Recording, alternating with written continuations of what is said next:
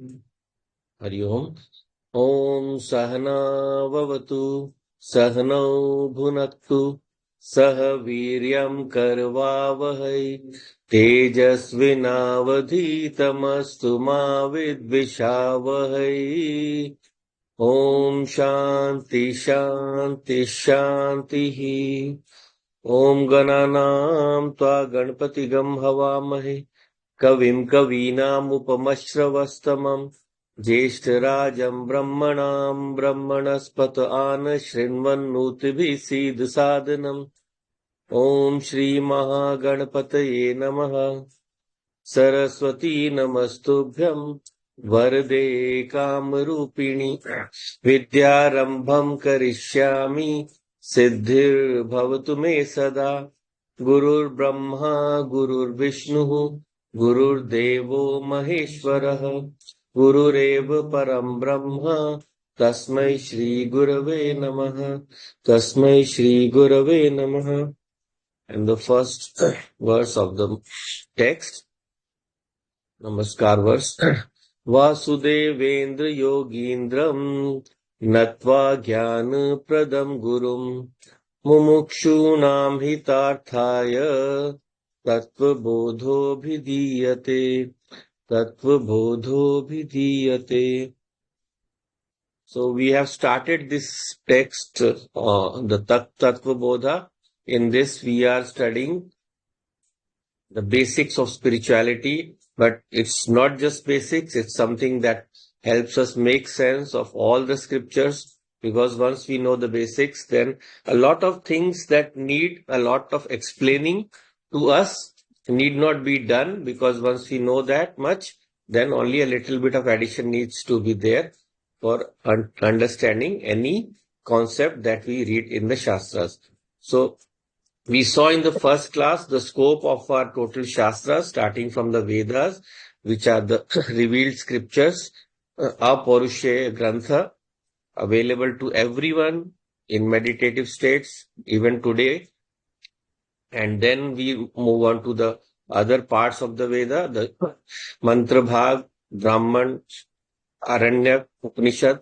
And then finally, because the Upanishads contain the knowledge part, the Gyan Marg, Gyan part, understanding them involves knowing a lot of terms which in those times it was assumed people know, but today people are out of touch with that, because we don't do most of the rituals today that were a part of the daily life at that time. The Sandhya Vandanam and all the other rituals that were supposed to be done every day by people. So all these rituals today, because we don't know their significance also, and when we do them, maybe we do them mindlessly, or maybe a priest performs those rituals for us. So we don't know their full import and scope. So the terms, a lot of them are Sanskrit terms. If we learn, then we will be able to make sense of Shastram. So in this we have seen initially just the invocatory verse, which tells us about the text, what it is about, that this is about Tattwabodha, knowledge of my own self, knowledge of my Atma or the Atma. And in this we have seen, before the proper study of the text is enumerated, initially it is mentioned that who is a proper Adhikari. Adhikari means one who is fit to go into the text, because for any kind of study, we have to have some kind of preparatory practice or some kind of preparatory knowledge so that we can enter, because every study has certain levels. So this also requires a certain student who has some qualifications. So if we look at those qualifications, we have seen a few of them. We'll see the rest of them today. So the Adhikari is first of all mentioned here. I'd just like to add a few more things about the Adhikari.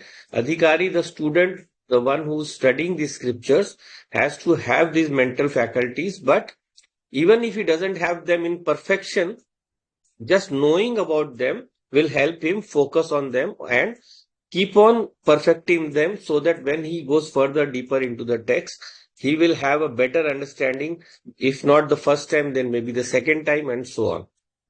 So this student of the scriptures, we have to remember everyone is not at the same level, but it does not matter. One who is sincere will sooner or later grasp the import. जो उसमें कहा जा रहा है, whatever is being said in the scriptures, he will slowly come to grasp it. And this Adhikari, we have also different gradations. There is one of them is according to the uh, capabilities of a student. So the first level is Arthi. Arthi is someone who has the desire to know about the scripture, but he is not fully qualified or capable.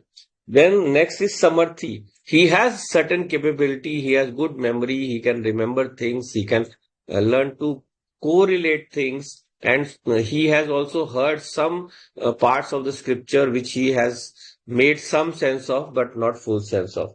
And then the next one is the next higher level is the mumukshu, the one who has a fierce desire for liberation and wants to go full headlong into the scriptures.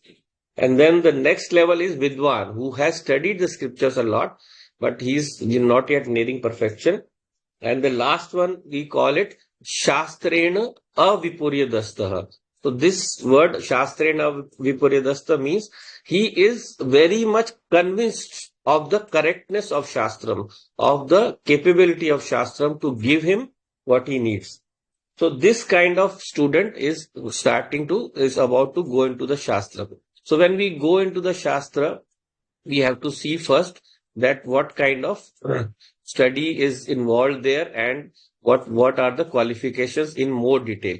So when the verse starts, when the first part of the text starts, then there is more detailed mention of this qualification. So just we have looked at that earlier. I'll just do a quick recap of that. So first is what are the qualifications? Sadhana Chatushtaya Sampanna Adhikarinam Moksha Sadhana Bhutam Tattva Viveka Prakaram Vakshyamaha. So Sadhan Chatushtaya Sampanna. There is a fourfold qualification. We have seen that earlier. Then that is discrimination, dispassion, discipline, and finally fierce desire for liberation. These are the four qualifications. So the teacher is here initially mentioning that these four qualifications we will should be there in a student. So this is the beauty of the Indian scriptural system. Whenever anything is enumerated by a teacher, it is always, the study is always in the form of a dialogue. So whenever a teacher says a sentence, every word of that sentence, of that statement is analyzed so that there is a very clear understanding and no kind of doubt is there in the minds of the student. So here it is in the form of question answer, just like the Gita is in the question answer format between Arjun and Bhagavan. So here also there is a student and a guru. So the student is asking Sadhan Chatushtayam Kim. He latches on to the first word Sadhan Chatushtay of the sentence. So what is this Sadhan Chatushtay? You just given us a name. Please expand it for us. So the teacher expands it.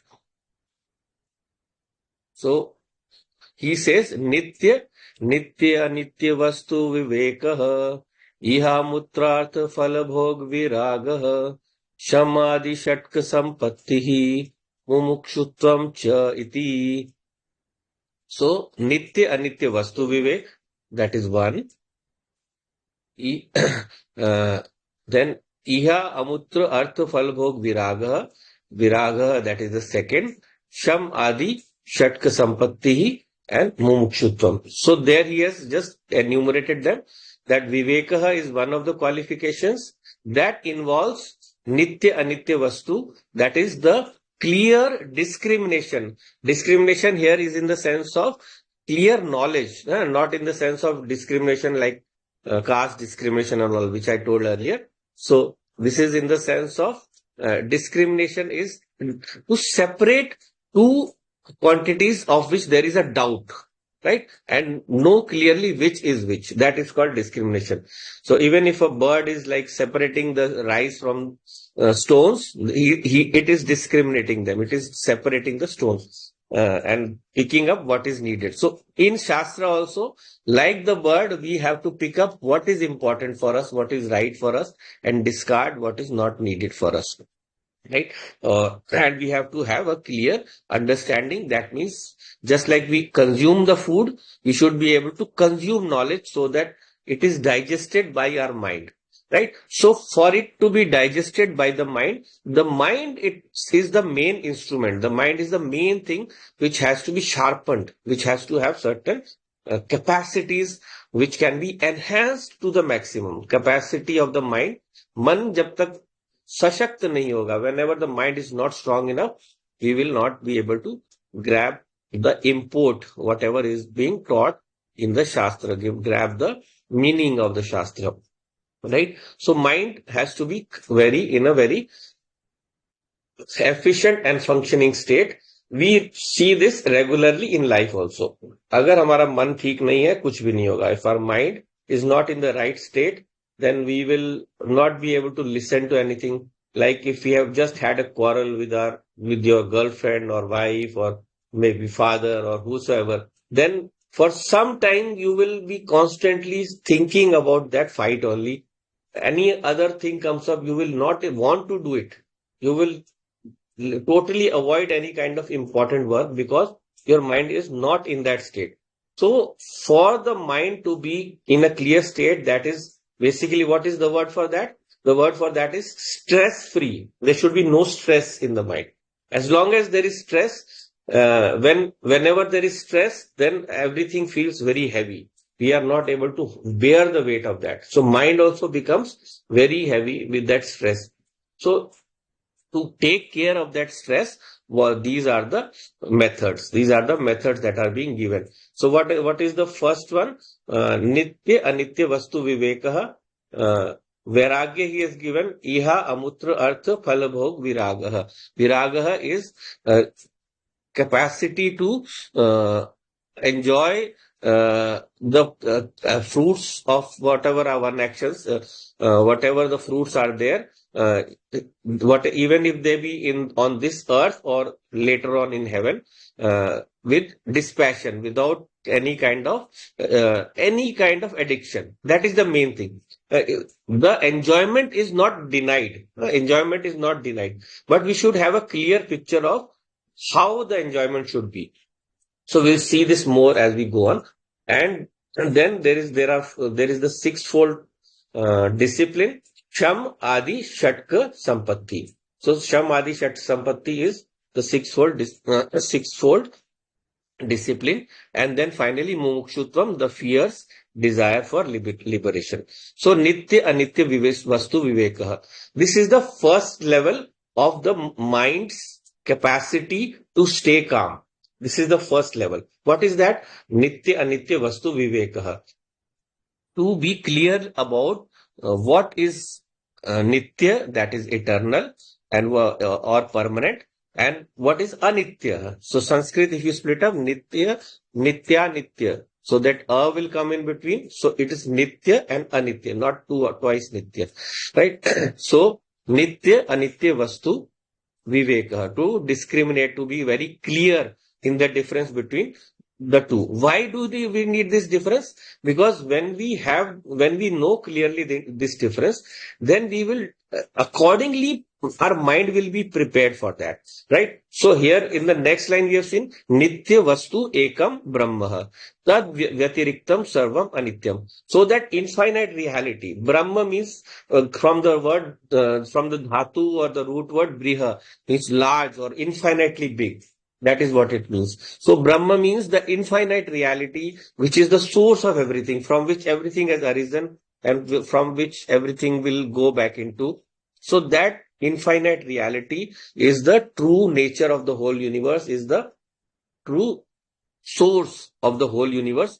Besides that, everything else is anitya.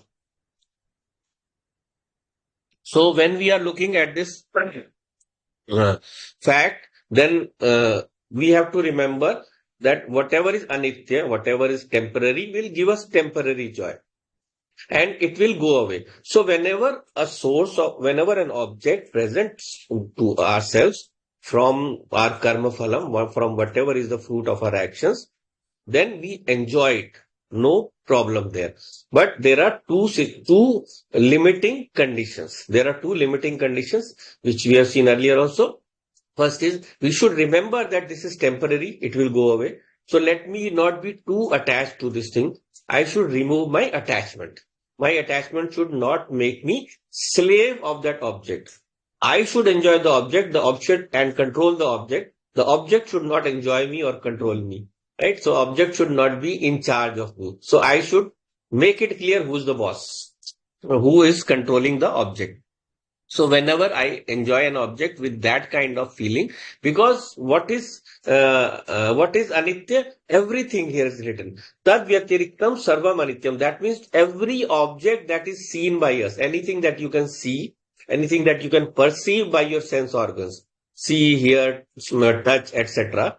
They are all anitya. They all have a short span life. You can verify and check everything in the universe. It might be more than the personal lifespan of the individual, but still it has a shelf life or a limited life, even if it be the life of the earth in millions of years or billions of years, and the life of the universe in another many, many billions of years. So, but ultimately all of them will end. So we have to remember when we are comparing that with is something that is infinite. So in comparison to infinite, even a billion is small and one is small, 10 is small, 100 is small, all are very, very small in comparison to that infinite. So when we depend on any finite objects for our joy, then we should always keep in mind that this joy is going to be short lived.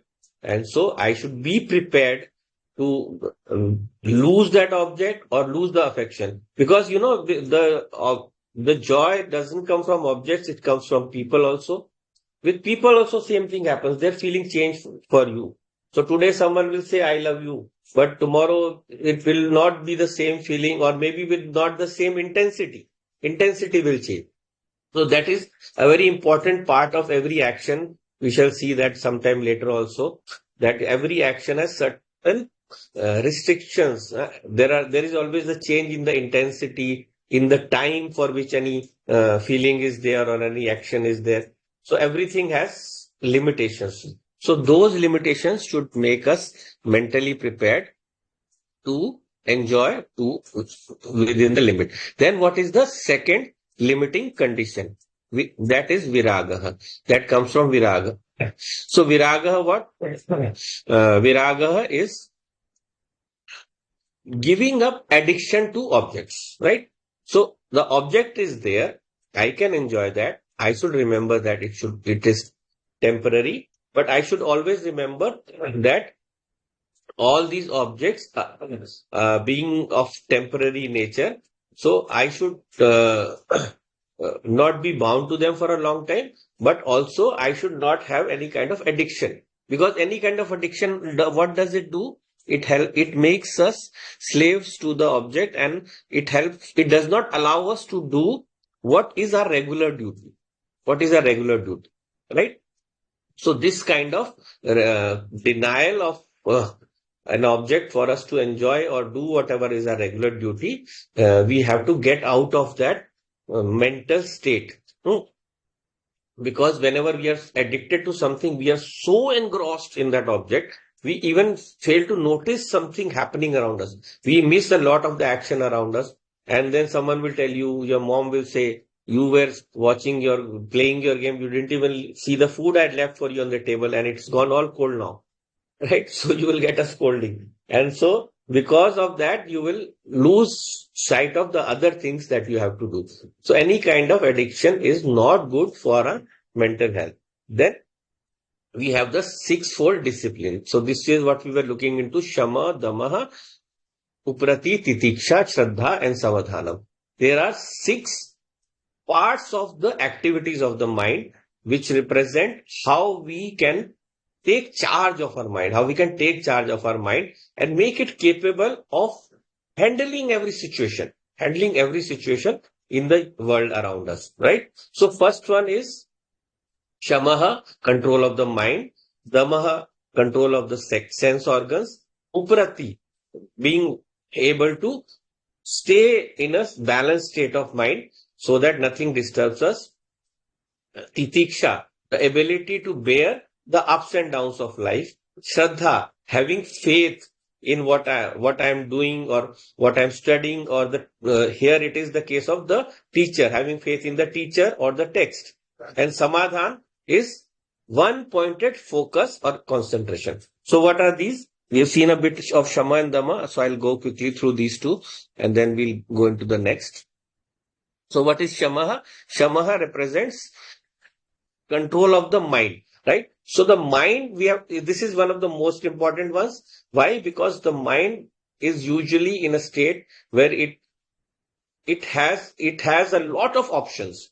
So mind we define also by the term that it is the one that coins the options.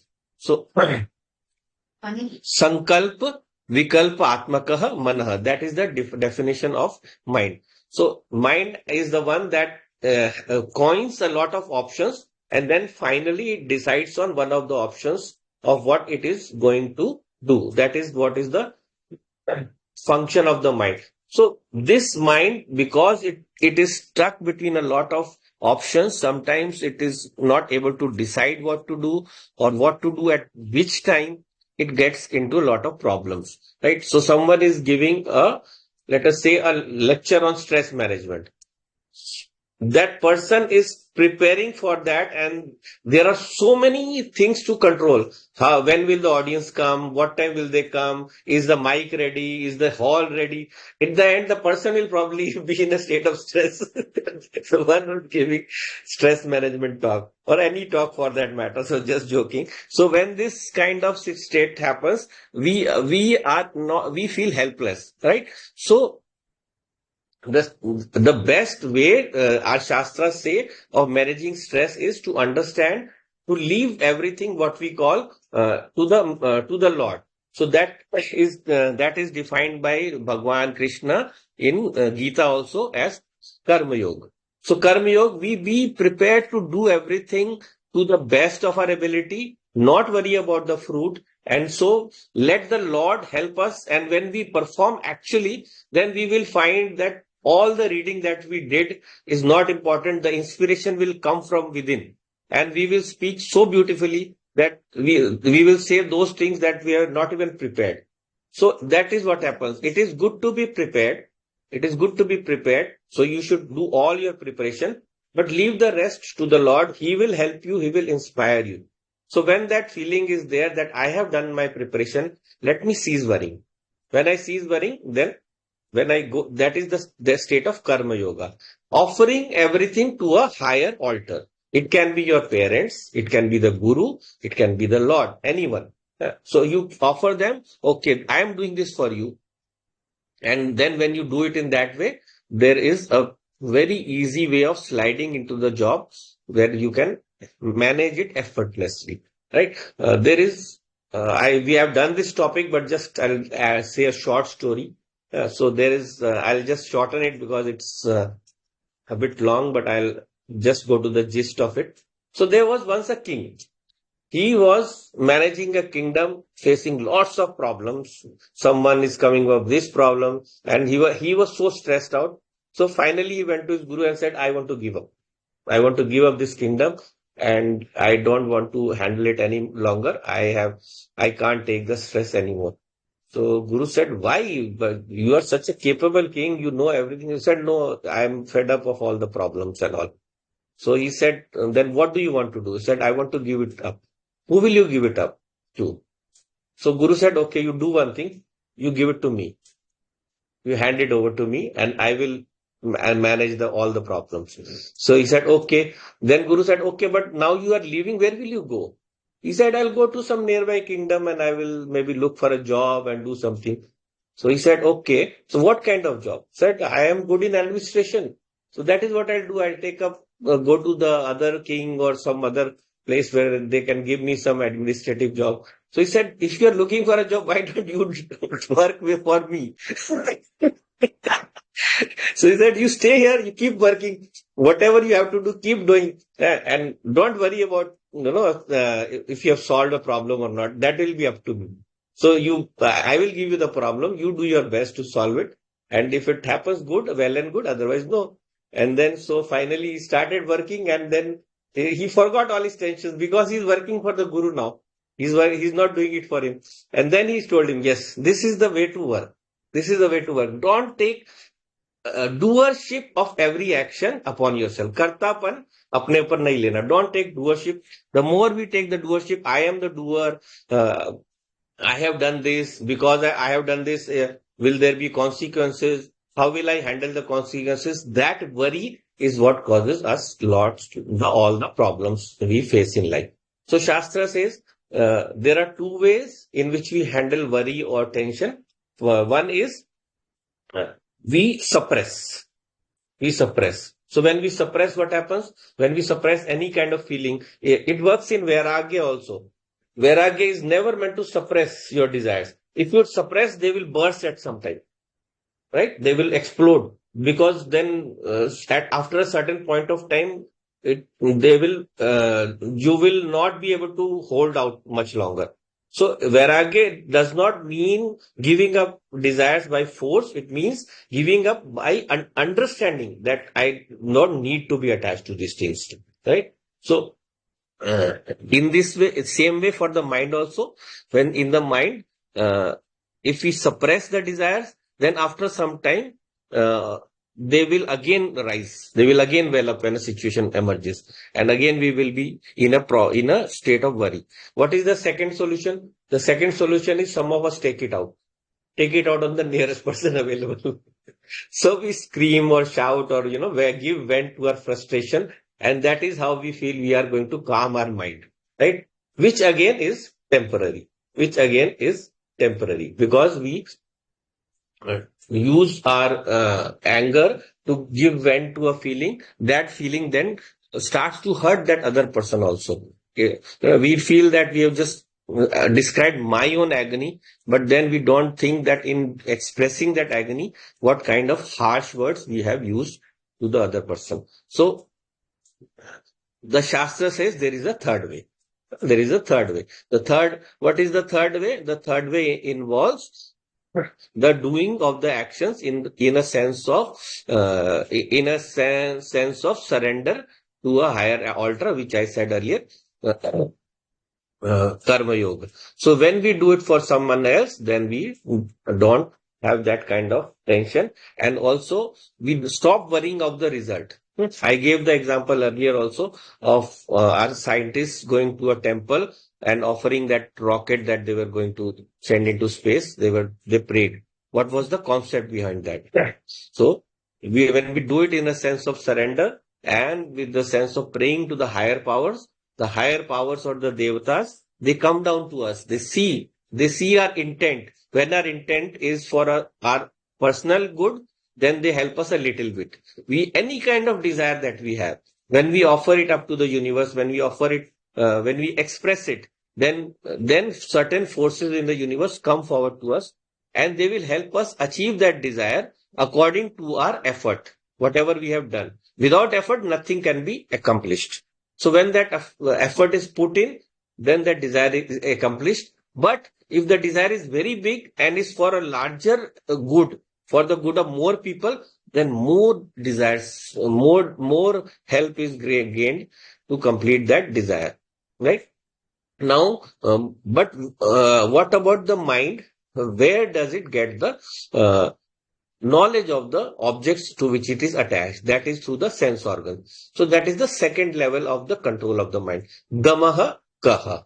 Dama kaha. Chakshuradi bhaya indriya nigraha. So what is damaha? Control of the sense organs. So again, remember, control is not suppression here. It is mastery. It's written here also in the English translation, control or mastery over the external sense organs. So whatever inputs we receive from the world outside, There are a lot of inputs we receive daily, and then the input is received from what? The objects of the world. Objects of the world, if we understand this concept later on also, we shall see all the objects have been brought into the world or created into the world to fulfill our desires by the Lord, by Ishvara. So all of them belong to Ishvara. So we call that Ishwar Srishti. We call that Ishwar Srishti, the objects of the world being created by Lord for our bhogaha or enjoyment. But when we put our own attachment to that, we call it Jeev Srishti. Whatever attachment or whatever enjoyment I derive from the objects, that is my creation. That is my uh, bondage in the world. Because if the objects are there, they will not bind me. My emotions, my expectations from them will bind me. So I have to be very careful to what kind of outlet I give to my sense organs. If I watch a horror movie, I am bound to have a bad dream. If I watch a bad movie with gore and killing, that kind of samskara will keep on, haunting my mind and affecting its functioning. So I have to keep it to, yes, direct my sense organs towards good things, to things that are positive, to things that help me think more clearly, that help me or to enjoy things that are on the good side. So we divide them into dharmic and adharmic. Adharmic, things that cause harm; dharmic, that cause things that cause good to the society and myself as a whole. And the more I direct them to the good things, more my mind will be focused onto the good things and function in a better way. Right. And then the next one is upramaha. So what is upramaha? Upramakaha swadharma anushtanam evaha. So this one is this we did it up to in the last class. We finished up to damaha. So I've taken a long time in covering the last class because I just wanted to put this all together. So upramaha is swadharma anushthan, doing your own duty to the best way possible. So Upramaha is not just the doing of one's own duty. We have to be clear about that. Upramaha is remaining in the state of mind where we are less disturbed by the uh, by the objects of the world. And the method for that is Swadharma Anushthanam. So Swadharma Anushthanam is what? We all of us have a character or a mental makeup which is independent, which is built upon the practice of anek janma, millions and billions of janmas. They have built the samskaras in us, and so we all have a certain bent of mind. Someone is outgoing, someone is very introvert, and so on. So everyone has a different bent of mind that is built from lots of practice over the previous janmas, right? So each time we all get an outlet for our mind, we tend to indulge and we go out into that enjoyment and lose ourselves into that enjoyment.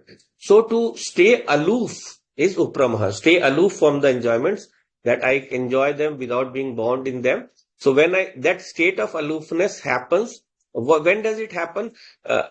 The more free time we have, we will say that an idle mind is the devil's workshop. So we always think of, wrong things or maybe stupid things when we are idle, all kinds of gossip we indulge in and so on. So when we are focused on our duty, then we have less time to waste. And remember that most of our time should be spent on the doing of our duties. These have been described for us by the Shastrams.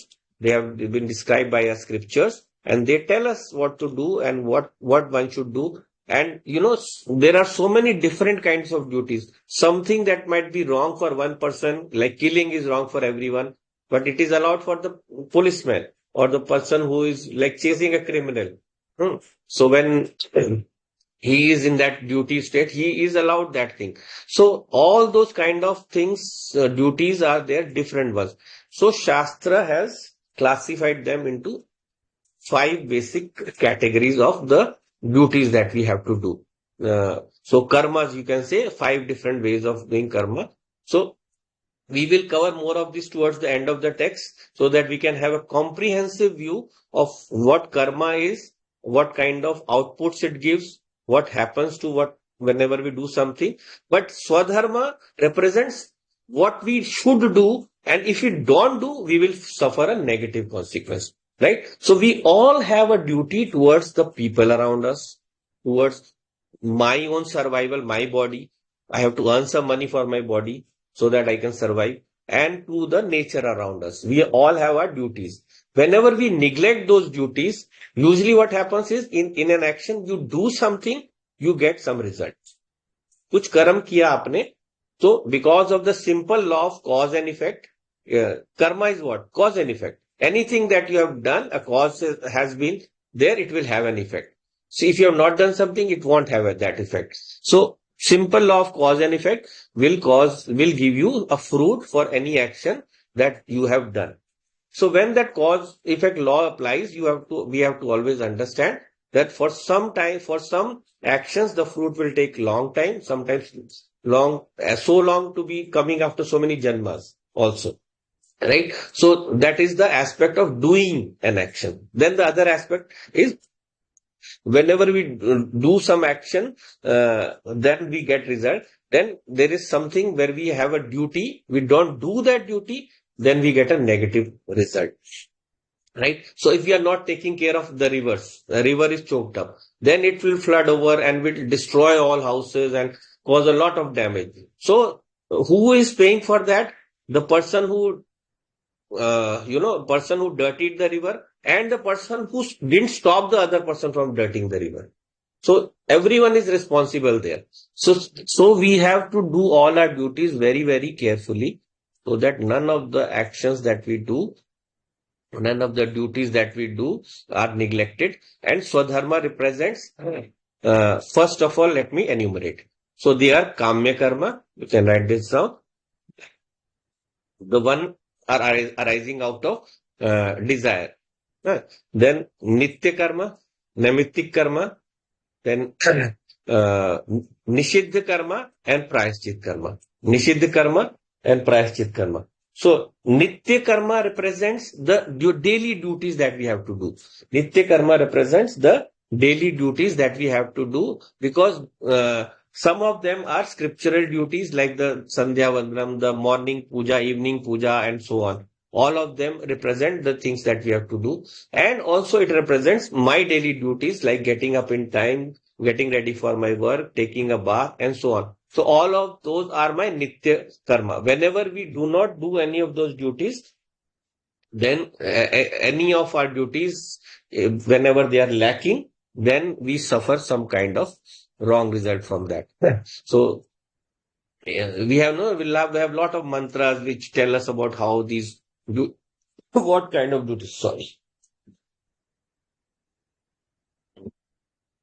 So so Nitya Karma are all those duties that we have to do every day. So unless we get up in time, don't we take a good bath, we will not be in a good state of mind. So like we describe the gods also. Shuklambaram dharam Vishnum Shashi Varnam Chaturbhuja Prasanna Vadanam Dhyayet Sarva Vignopashante. We are praying to the Lord to suppress our any kind of bad things that are coming our way. But apply this to yourself. So we discussed this also. So Shuklambaram Dharam Vishnu. When you wake up, have a bath, wear good clothes, white, clear, good clothes. You will then be a good mood the whole day. Shashi Vandam Chaturbhuja. Your intellect should be shining. When you are take a bath, then you feel good. Your mind feels fresh. Your intellect is shining. Prasanna Vadanam Dhyat. Be happy. Maintain a happy composure throughout the whole day so that whenever you go through your day, people around you also feel happy. So Sarva Vigna Upashanta. When we keep this state of mind, then all the problems that come our way are slowly, they disappear.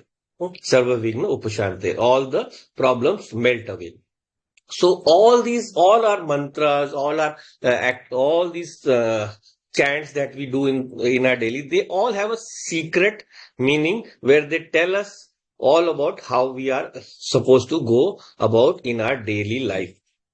Right. So, and all of them have that secret vibration also, which helps us keep our mind in a very beautiful state. Every mantra has a beautiful vibration. So we will look at some of those vibrations someday. So when we are into this Swadharma, then we have Naimittik karma as the second level. Uh, I mentioned Kamya, we'll come to that later. So Naimittik is those we do for a particular cause. Nimit is a cause. Nimit is a cause. So they are the seasonal or the festival times. Whenever we do, like we have to do a yajna on certain days. There is the Darsha Purnamas. There are monthly ones. There are annual havans and so on. So all of these activities that you have to do for a certain equation. So these two are the essential karmas that we have to do.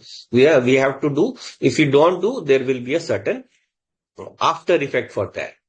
Then the second is the Kamya karma. Kamya is what we do for our desires. Whenever we have a desire, we want to do some action to attain that desire. So when we do them, we should always remember, categorize them into dharmic and adharmic. Whatever is for the greater good, dharmic. Whatever is for the whatever causes damage to the ecosystem or myself is adharmic. So I move from adharmic to dharmic, and within dharmic also I keep them to the minimum, so that when I indulge in too many desires, I have more chance of getting into addictions.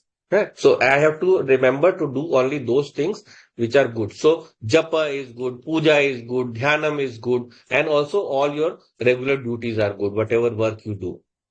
Right? So in this, these are the three that we are supposed to be doing. The first two essential, the second one limited way. Then the fourth one is Nishiddha karma. So Shastra defines a lot of lot of things that we should not do: to harm someone, to hurt someone, to kill someone, to say bad words to someone, whatever be the situation. It does not allow us to use bad words.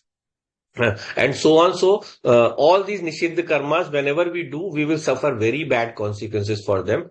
So, if we keep our mind clean, our intentions clean, then we will get back that good result from the earth. Right? We say this universe is in the form of a yajna. What is yajna? Whenever we give something, we get back many-fold.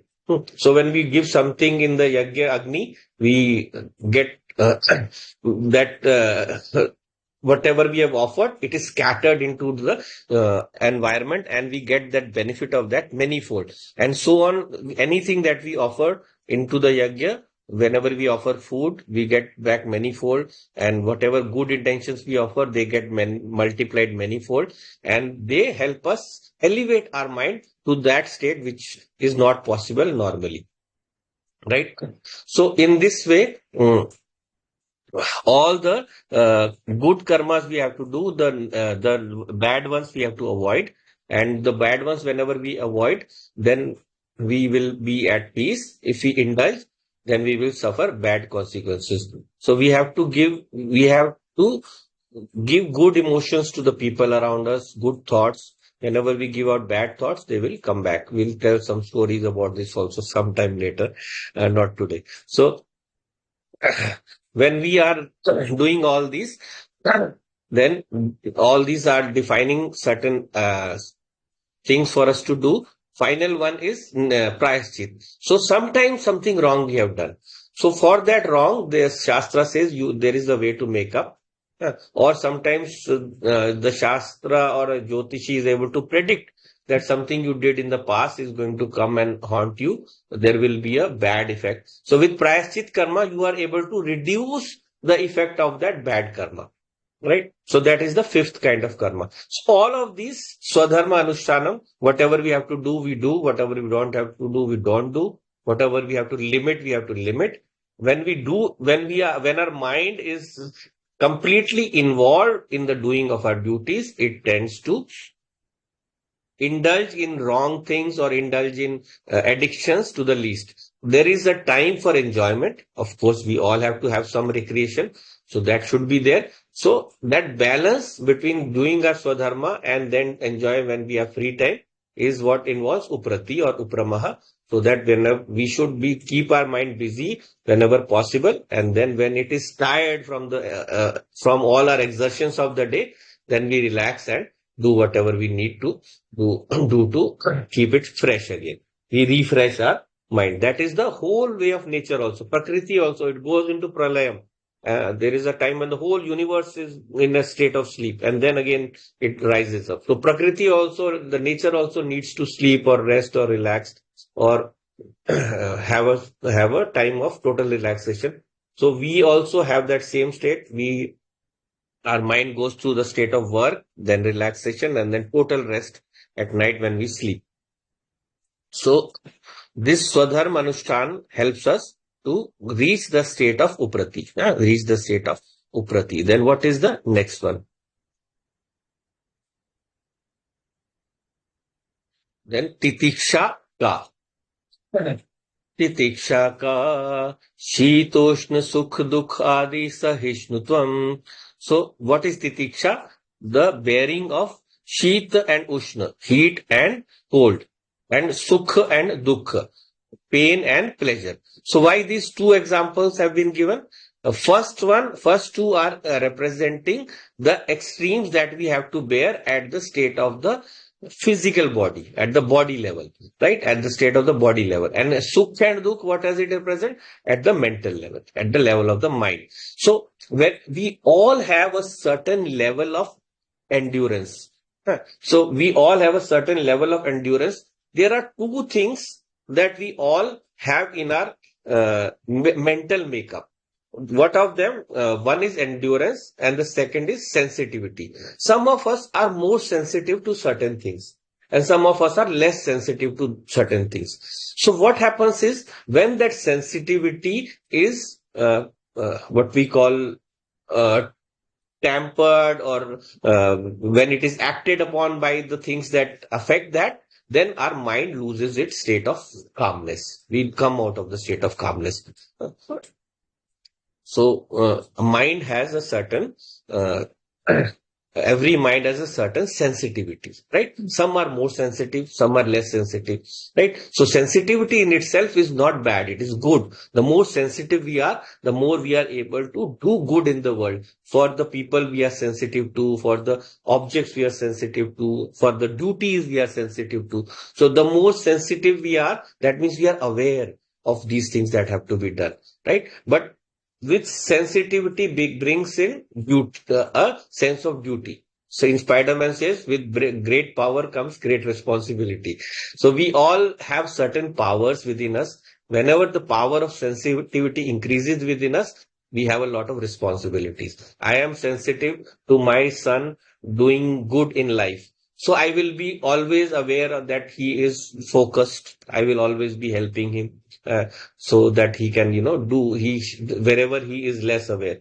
So he might get angry when we push him too hard, but then it is for the child's own good. So that is born out of sensitivity. If I don't have that sensitivity, what will happen?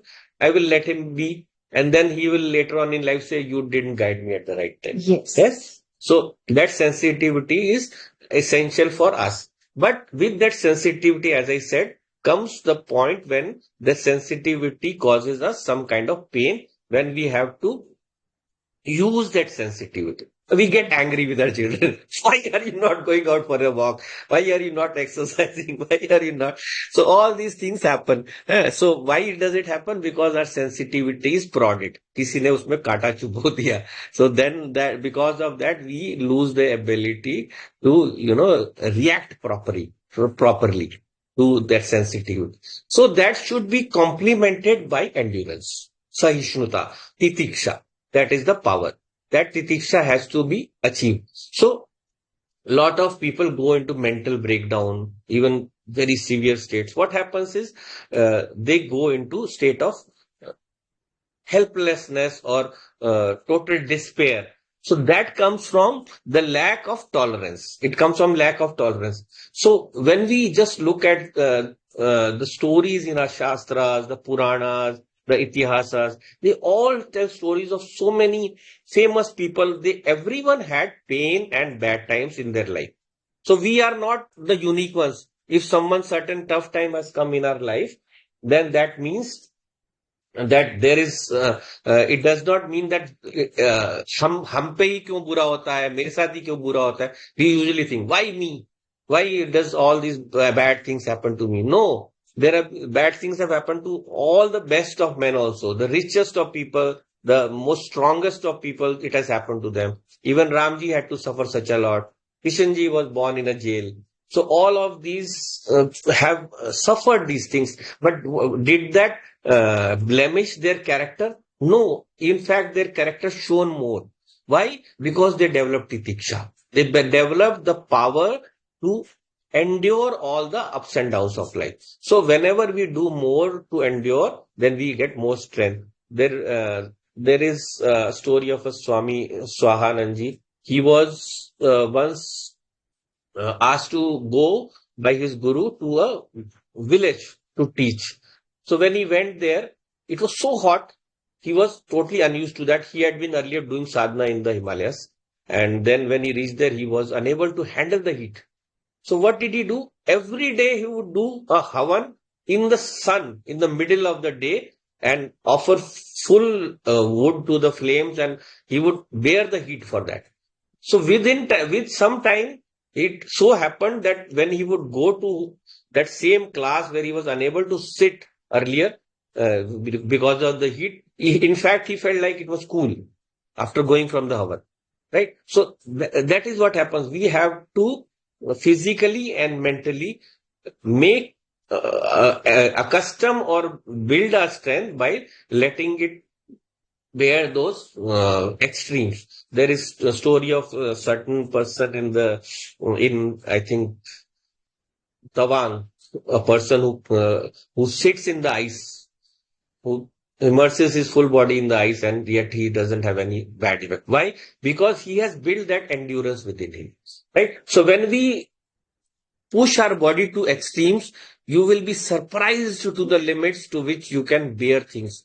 There are people, you go underwater, within a few seconds, you are gasping for breath. But I am not sure about, but there is some record of maybe 7, 8, or maybe even 9 minutes when some person has 25 minutes or something like that. 25? Oh, I thought it was 8 or 9. So even that much. So people can hold their breath for so long. What happens to us? We are for those of us who have practiced it less, then we are unable to hold it for long. So there is a remarkable number of possibilities that are available to this body if we are willing to push it to the limit. But can we do it like crazily? No, we have to go steadily, no? Increase slowly. So if I start my first day of running, maybe I'll run for 5 minutes, and then I can increase it to maybe 7, 8, 10, and then maybe even hours. That is how the body becomes accustomed to that. So we have to stretch and strain our physical and mental limits. When we do that, then those very situations that made a person a mental patient, that person will, with practice, be able to bear them. So there he has to use all the things here given. He has to use viveka. He has to use vairagya. And then, of course, he has to practice titiksha. Once you practice titiksha, then all the situations that hurt you will slowly melt away. You have to just learn that things are temporary. This too shall pass away. Whatever is happening now is short-lived, and be able to live in the future. That in 10 years from now, will this thing matter to me? This thing that is giving me so much pain, this person is saying so much harsh words to me, will it matter 10 years from now? No. So I should be able to mentally go into the future and visualize from there what is holding me back right now, and you will realize that there is nothing that can hold you back. You have limitless powers. We all have within us. We just need to cultivate them. Just need to build our strength and endurance. With practice, anything can be achieved. In Gita, Bhagavan says, Vairagyan and Abhyasen.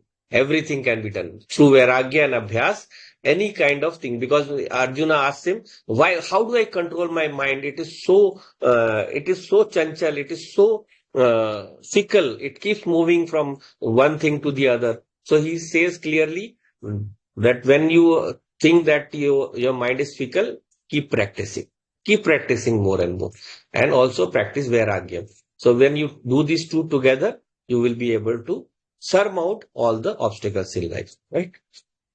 So then we go on to the next one, which is one of my most favorite, Shraddha. So Shraddha Kidrishi,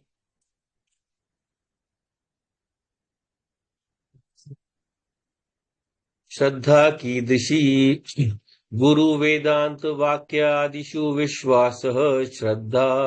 So what is Shraddha? What is faith? Or more appropriate word would be trust.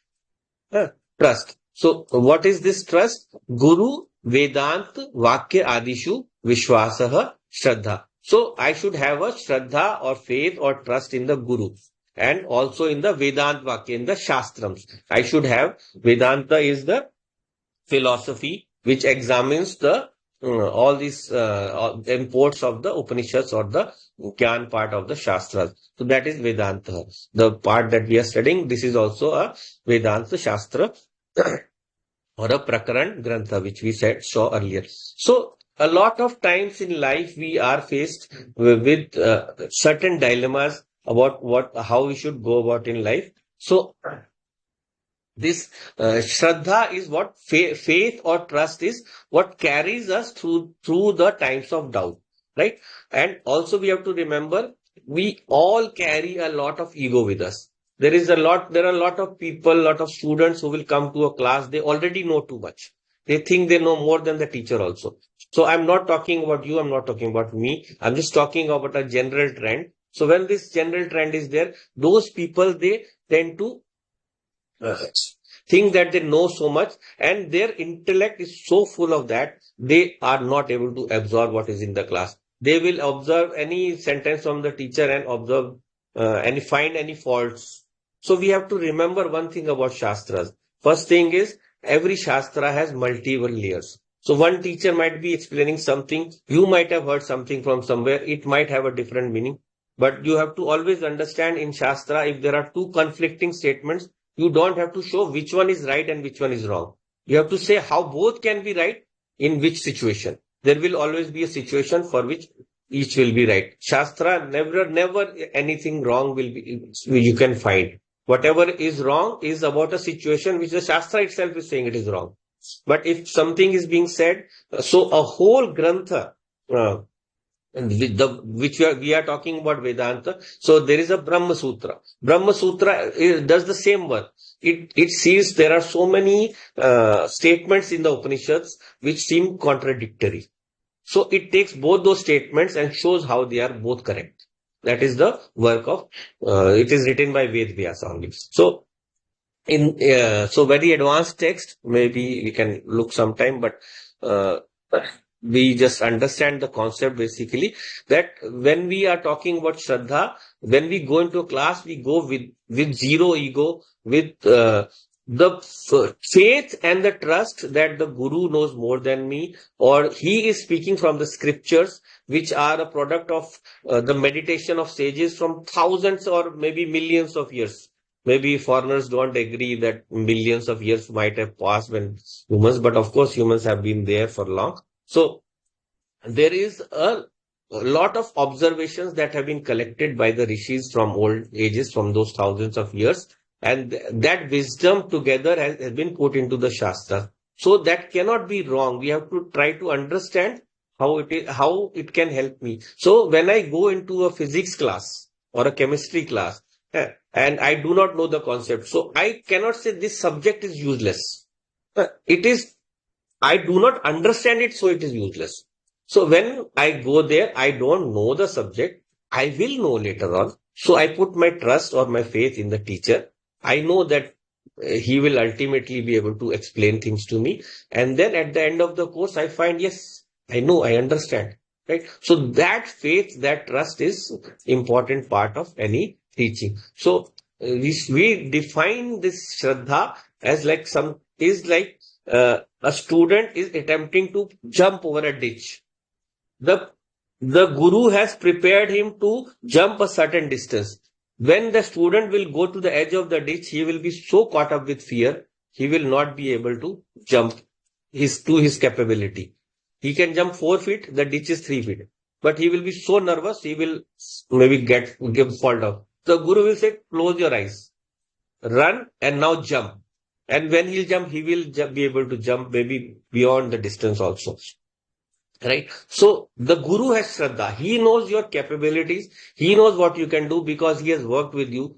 And so then when he's worked with you, he will be able to guide you. So leave your worries, your tension to the guru. He will teach you. And whatever is not making sense to you right now, or whatever is appearing wrong to you right now, it will make sense. So just hold on. That is the essence of Shraddha or trust or faith. So it is not blind faith.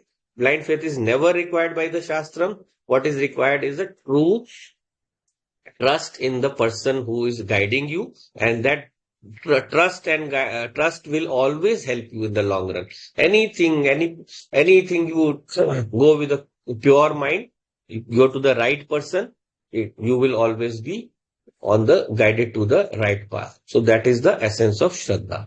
So today I think the time is up. We'll wind up for today. Uh, and I'll just chant. And if anyone has then any questions, we can pick up at the end. Om Purnamadav Purnamidam Purnat Purnamudachyate Purnasya Purnamadaya Purnameva Vashishyate. Om Shanti Shanti Shanti. Hari Om Shri Gurubhyo Namaha. Hari Om.